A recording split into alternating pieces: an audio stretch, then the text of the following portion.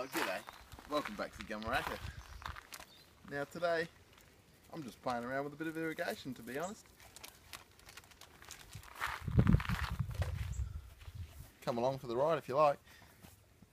Basically, I guess people seem to get a little bit overwhelmed with irrigation, but there's nothing much to it. It's a little bit like an old Lego set, if you like.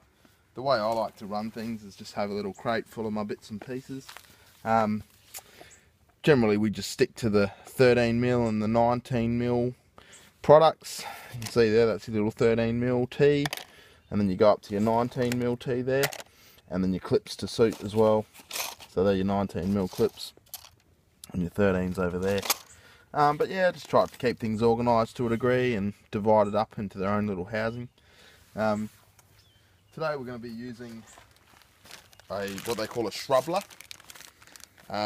This is a drip irrigation fitting, which basically will have one of these for each plant as a minimum, but some plants will be getting 2 or 3 just to give them adequate flow. But these are all adjustable drippers.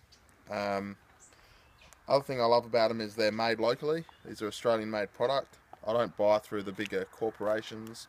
Try to stick to the locally owned companies who make great quality products. This one in particular is made out at Murray Bridge. So yeah, not too far away from home here at Gamaraka.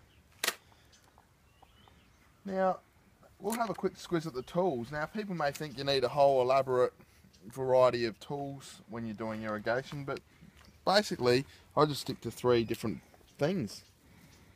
A lighter, good pair of secateurs,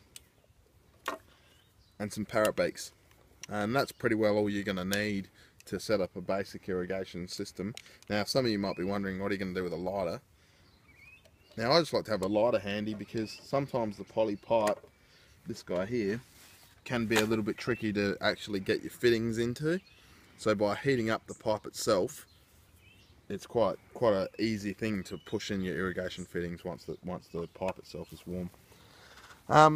So today we're going to do a very basic system. We're just going to run a 19mm arterial line of poly pipe. We're going to run it through this garden bed here. We're going to run it up straight back through to the fence line.